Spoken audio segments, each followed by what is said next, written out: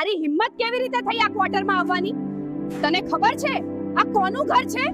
ખબર છે, એટલે જ તો આ દિવાલો એટલી મજબૂત બનાવી રહ્યો છું કે તેને ક્યારે જ કોઈ તોડી ન શકે.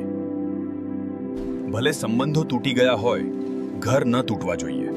જ્યારે અહંકાર અને વર્દીનો હોદ્દો સંબંધો પર હાવી થઈ જાય ત્યારે માત્ર ઘર નથી તૂટતા, આખું એક સપનું વેરવિખેર થઈ જાય છે. આ વાર્તા છે ગાંધીનગરની મેજર માનસી મહેતાની, જેના ખભા પર ચમકતા સિતારા તેને આસમાનમાં લઈ ગયા, પણ જમીન પર તેનો સાથ નિભાવનાર જયેશ પંચાલ પાછળ રહી ગયો. 7 વર્ષ પહેલા જે સંબંધ તારું સ્તર મારા જેવું નથી કહીને તોડવામાં આવ્યો હતો, એ જ સંબંધ આજે ગાંધીનગરના સેક્રેટેરિયેટના દરવાજે એક એવા વળાંક પર આવીને ઊભો છે જ્યાં વર્દીનું કદ નાનું પડી જશે અને એક મજૂરનું બલિદાન વિરાટ બની જશે. શું માનસી પોતાની ભૂલ સુધારી શકશે કે પછી સમય રેતીની જેમ હાથમાંથી સરી ગયો છે?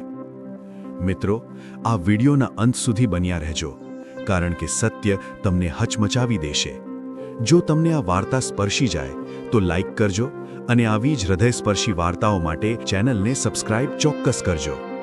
અહંકારનો ગઢ અને ધૂળમાં છુપાયેલું હીરા જેવું વ્યક્તિત્વ. ગાંધીનગરનો સેક્રેટેરિયેટ વિસ્તાર. સવારનો સમય હતો અને વાતાવરણમાં એક અનોખી ગંભીરતા હતી. સરકારી ગાડીઓના કાફલા પસાર થઈ રહ્યા હતા. ત્યાં જ એક ચમકતી કાળી જીપ સેક્ટર 10ના સરકારી ક્વાર્ટર્સ પાસે આવીને ઊભી રહી. જીપમાંથી બહાર ઉતરી મેજર માનસી મહેતા. તેની ઇસ્ત્રીબંધ વર્દી, ખભા પરના ચમકતા સિતારા અને ચહેરા પર રહેલો કડક ઓફિસરનો રુતબો જોઈને રસ્તે ચાલતા લોકો પણ ઊભા રહી ગયા. માનસી અહીં નવા ફાળવામાં આવેલા હાઈ પ્રોફાઇલ ક્વાર્ટર્સના રિપેરિંગ કામનું નિરીક્ષણ કરવા આવી હતી. કામ કેટલે પહોંચ્યું છે? તેણે પોતાના સહાયકને કડક અવાજમાં પૂછ્યું. મેડમ, અંદર ફિનિશિંગનું કામ ચાલે છે. મજૂરો રાત દિવસ એક કરી રહ્યા છે, સહાયકે નમ્રતાથી જવાબ આપ્યો. માનસી અંદર પ્રવેશી. ચારે બાજુ સિમેન્ટની ધૂળ ઉડતી હતી અને મજૂરો કામમાં વ્યસ્ત હતા. અચાનક તેની નજર એક ખૂણામાં ઊભેલા મજૂર પર પડી, જે સિમેન્ટના ભારે થેલા ઊંચકી રહ્યો હતો. તેનો ચહેરો ધૂળથી ખરડાયેલો હતો, કપડાં ફાટેલા હતા અને શરીર પર પરસેવાની રેલ મચ્છેલ હતી. માનસીના પગ ત્યાં જ થીજી ગયા. તેનું હૃદય એક ધબકારો ચૂકી ગયું. એ ધૂળવાળા ચહેરા પાછળ એક એવો ચહેરો હતો જેને તે ભૂલવા માંગતી હતી, પણ ક્યારેય ભૂલી શકી નહોતી. એ જયેશ હતો, તેનો ભૂતપૂર્વ પતિ. તેની આંખો સામે 7 વર્ષ પહેલાનું દ્રશ્ય તરવરી ઉઠ્યું. ગાંધીનગરની જે કોલેજમાં બંને મળ્યા હતા. માનસીના સપના આસમાની હતા અને જયેશ એક સાધારણ મધ્યમ વર્ગનો છોકરો હતો જે તેને હિંમત આપતો હતો. જ્યારે માનસીની આર્મીમાં પસંદગી થઈ ત્યારે આખું ગામ ખુશ હતું, પણ જેમ જેમ માનસીની રેન્ક વધતી ગઈ તેમ તેમ તેને જયેશ સાધારણ લાગવા માંડ્યો. એક સાંજે તેણે જયેશને કહી દીધું હતું, જયેશ, હવે મારું લેવલ અલગ છે. તું મારી સાથે પાર્ટીઓ કે ઓફિસર ક્લબમાં ફિટ નથી બેસતો. લોકો પૂછે છે કે મેજરનો પતિ શું કરે છે, ત્યારે મારી પાસે જવાબ નથી હોતો. જયેશ ત્યારે પણ કંઈ બોલ્યો નહોતો અને આજે પણ તે મૌન હતો. તું અહીં? માનસીએ માંડ શબ્દો ભેગા કરીને પૂછ્યું. જયેશે તેની સામે જોયું. તેની આંખોમાં ન તો ગુસ્સો હતો ન તો નફરત, માત્ર એક ઊંડી શાંતિ હતી. તેણે હળવું સ્મિત કર્યું અને કહ્યું, જી મેડમ, સાહેબે કીધું કે અહીં મોટું કામ છે એટલે આવી ગયો. માનસીને ઝટકો લાગ્યો. મેડમ? જે માણસ તેને માનું કહીને બોલાવતો હતો, આજે તે તેને મેડમ કહી રહ્યો છે. તું આ કામ કરે છે? મજૂરી? માનસીએ તિરસ્કાર અને આશ્ચર્યના મિશ્રણ સાથે પૂછ્યું. તેને લાગ્યું કે જયેશ કદાચ તેની આસપાસ રહીને તેના નામનો ફાયદો ઉઠાવવાની કોશિશ કરી રહ્યો છે. જો તને પૈસાની જરૂર હોય તો તારે મને કહેવું જોઈતું હતું, પણ મારા નાક નીચે આવી રીતે મજૂરી કરીને મારી આબરૂ ન કાઢ. જયેશે સિમેન્ટનો થેલો નીચે મૂક્યો અને ગંભીરતાથી કહ્યું, મેડમ, હું અહીં મારું કામ કરવા આવ્યો છું, તમારી આબરૂ કાઢવા નહીં. અને રહી વાત પૈસાની, તો મારે મારા માટે કશું નથી જોઈતું. ત્યાં જ કોન્ટ્રાક્ટર દોડતો આવ્યો. મેડમ, કોઈ ભૂલ થઈ ગઈ? આ જયેશ તો અમારો સૌથી પ્રામાણિક માણસ છે. માનસીનો ગુસ્સો 7મા આસમાને હતો. તેને લાગતું હતું કે જયેશ તેને નીચું બતાવવા માટે આ બધું નાટક કરી રહ્યો છે. તારી હિંમત કેવી રીતે થઈ આ ક્વાર્ટરમાં આવવાની? તને ખબર છે આ કોનું ઘર છે? જયેશે શાંતિથી જવાબ આપ્યો, ખબર છે, એટલે જ તો આ દિવાલો એટલી મજબૂત બનાવી રહ્યો છું કે તેને ક્યારેય કોઈ તોડી ન શકે. ભલે સંબંધો તૂટી ગયા હોય, ઘર ન તૂટવા જોઈએ. માનસી કંઈ બોલે એ પહેલાં જ એક નાનો છોકરો દોડતો આવ્યો અને જયેશનો હાથ પકડીને બોલ્યો, જયેશ કાકા, આજે મારે શાળાએ જવાનું છે, તમે ફી ભરી દીધી? જયેશે તે છોકરાના માથે હાથ ફેરવ્યો અને ખિસ્સામાંથી થોડા કરચલીવાળા રૂપિયા કાઢીને આપ્યા. માનસી આ બધું જોઈ રહી હતી. તેને લાગ્યું કે આ કદાચ જયેશનું કોઈ નવું ગતકડું છે, પરંતુ સાચું રહસ્ય તો હજુ બાકી હતું. જ્યારે સાંજ પડી અને માનસીએ ચોરી છુપીથી જયેશનો પીછો કરવાનું નક્કી કર્યું, ત્યારે તેને જે જોવા મળ્યું એ જોઈને તેના હોશ ઉડી ગયા. જયેશ ગાંધીનગરના એ આલિશાન ક્વાર્ટર્સમાંથી નીકળીને શહેરની બહાર એક એવી જગ્યાએ ગયો જ્યાં ગરીબ બાળકો ભણી રહ્યા હતા. ત્યાં જઈને માનસીને ખબર પડી કે જયેશ આ મજૂરી શા માટે કરી રહ્યો હતો. તે માત્ર પોતાનું પેટ ભરવા માટે મજૂરી નહોતો કરતો, પણ તે એવા બાળકોનો સહારો હતો જેમના પિતા સરહદ પર દેશ માટે શહીદ થઈ ગયા હતા. મેડમ, તમે અહીં? પાછળથી સરિતા નામની એક સ્ત્રીએ પૂછ્યું, જે શહીદ જવાનની વિધવા હતી. તમે જયેશભાઈને ઓળખો છો? એ દેવદૂત છે. પોતાની મજૂરીના એક એક રૂપિયો આ બાળકો પાછળ ખર્ચે છે, જેથી કોઈ સૈનિકનો દીકરો અનાથ ન અનુભવે. માનસીના પગ નીચેથી જમીન સરકી ગઈ. જે માણસને તે નાનો સમજીને છોડી આવી હતી, તેનું વ્યક્તિત્વ તેના હોદ્દા અને વર્દી કરતાં કેટલાય ગણું મોટું હતું. શું માનસી પોતાનો ગુનાહિત ભાવ સહન કરી શકશે?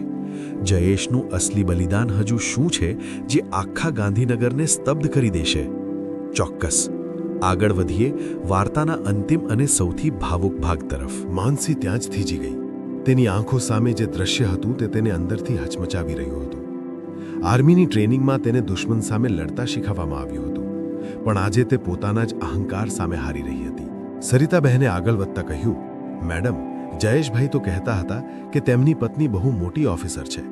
અમે જ્યારે પૂછતા કે તમે કેમ મજૂરી કરો છો, ત્યારે તે હસીને કહેતા કે એ દેશ સાચવે છે અને હું દેશનું ભવિષ્ય સાચવું છું. જો હું ઓફિસર બનીને તેની સાથે ફર્યો હોત તો આ બાળકોની ફી કોણ ભરત? માનસીની આંખોમાંથી આંસુની ધાર વહેવા લાગી. તેને યાદ આવ્યું કે છૂટાછેડા વખતે તેણે જયેશને કેટલાક કડવા વેણ કહ્યા હતા. તેણે કહ્યું હતું કે જયેશ તેને શરમમાં મૂકે છે, પણ આજે તેને સમજાઈ રહ્યું હતું કે જયેશ તેના માટે શરમ નહીં પણ ગૌરવ હતો, જે તેણે જાતે જ ગુમાવી દીધું હતું. બીજા દિવસે સવારે માનસી ફરીથી એ જ ક્વાર્ટર્સ પર પહોંચી. જયેશ ત્યાં જ હતો, રેતી અને કપચી ભેગી કરી રહ્યો હતો. માનસી તેની પાસે ગઈ અને બધા મજૂરોની સામે જ ઊભી રહી ગઈ. જયેશ, માનસીનો અવાજ ધ્રુજતો હતો. જયેશે તેની તરફ જોયું, પણ આ વખતે તેની નજરમાં એક અંતર હતું. મેડમ, અહીં ધૂળ બહુ ઉડે છે, તમારી વર્દી ગંદી થઈ જશે. પ્લીઝ તમે ઓફિસમાં જઈને બેસો. વર્દી તો સાફ થઈ જશે જયેશ, પણ મારા મન પર જે ડાઘ લાગ્યા છે એ કેવી રીતે સાફ થશે? માનસીએ ગળગળા અવાજે પૂછ્યું. તે મને ક્યારેય કેમ ન કહ્યું કે તું આ બધું કરી રહ્યો છે? તે મને ગુનેગાર કેમ બનાવી દીધી? જયેશે કામ રોક્યું અને શાંતિથી કહ્યું, માનસી, તે દિવસે તે મને પૂછ્યું હતું કે મારું લેવલ શું છે. મને લાગ્યું કે કદાચ તારી વાત સાચી છે. એક ઓફિસરની પત્ની પાસે હોદ્દો હોય છે, પણ એક સામાન્ય માણસ પાસે ફક્ત તેનું કામ હોય છે. મેં વિચાર્યું કે જો હું તારી ઓળખ બનીને જીવીશ તો તું ક્યારેય મુક્ત નહીં થઈ શકે. એટલે મેં મારી અલગ ઓળખ બનાવી, એક એવા માણસની જે કોઈના કામમાં આવે. ત્યાં જ સેક્રેટેરિયેટના મોટા અધિકારીઓનો કાફલો ત્યાંથી પસાર થયો. બધાએ મેજર માનસીને મજૂર સાથે વાત કરતી જોઈ.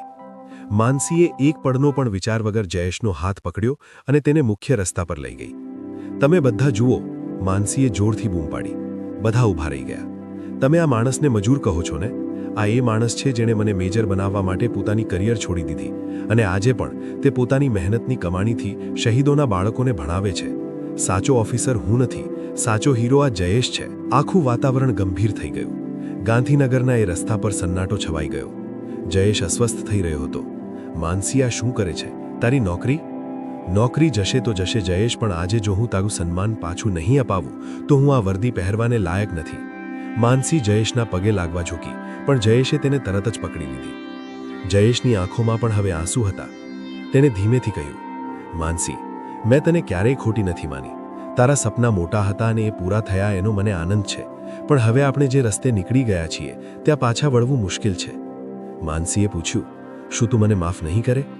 જયેશ થોડીવાર મૌન રહ્યો, પછી આકાશ તરફ જોઈને બોલ્યો, માફી તો ક્યારની આપી દીધી છે, પણ હૃદયના જે ટુકડા થઈ ગયા છે એને સાંધવામાં કદાચ આખી જિંદગી નીકળી જશે. તું તારી ફરજ નિભાવ, હું મારી ફરજ નિભાવું છું. માનસી સમજી ગઈ કે તેણે શું ગુમાવ્યું છે. તે દિવસે તે જીપમાં બેસીને પાછી તો ગઈ, પણ તે હવે એ જૂની અભિમાની માનસી નહોતી. તેણે તે દિવસથી જ નિર્ણય લીધો કે તે પોતાની અડધી સેલરી જયેશના એ બાળકો માટે આપશે. વર્ષો વીતી ગયા. માનસી આજે પણ મેજર છે, પણ દર રવિવારે તે ગાંધીનગરના એક નાના મકાનમાં બાળકોને ભણાવવા જાય છે. ત્યાં જયેશ પણ હોય છે. બંને વચ્ચે હવે કોઈ પત્ની પતિનો સંબંધ નથી, પણ એક એવો આદર છે જે કદાચ લગ્ન કરતાં પણ વધુ પવિત્ર છે. ગાંધીનગરનો સેક્રેટરીએટ વિસ્તાર આજે પણ ગુંજે છે આ કહાનીથી. એક એવી કહાની જ્યાં અહંકાર હારી ગયો અને એક મજૂરનું આત્મસન્માન જીતી ગયું. મિત્રો, આ વાર્તા પરથી આપણને શીખવા મળે છે કે પદ અને પ્રતિષ્ઠા ગમે તેટલી મોટી હોય, પણ જે માણસે તમારા ખરાબ સમયમાં તમારો સાથ આપ્યો હોય તેને ક્યારેય નાનો ન સમજવો જોઈએ. તમે શું માનો છો? શું માનસીએ જે કર્યું એ પછતાવો પૂરતો હતો, કે પછી જયેશે તેને માફ કરીને ફરીથી સાથે રહેવું જોઈતું હતું? તમારા વિચારો કોમેન્ટમાં જરૂર જણાવજો. જો આ વાર્તા ગમી હોય તો લાઇક કરજો અને આવી જ હૃદયસ્પર્શી વાર્તાઓ માટે ટાઈપ કરવાનું ભૂલતા નહીં. મળીએ આવતી વાર્તામાં. ત્યાં સુધી પોતાનું ધ્યાન રાખજો.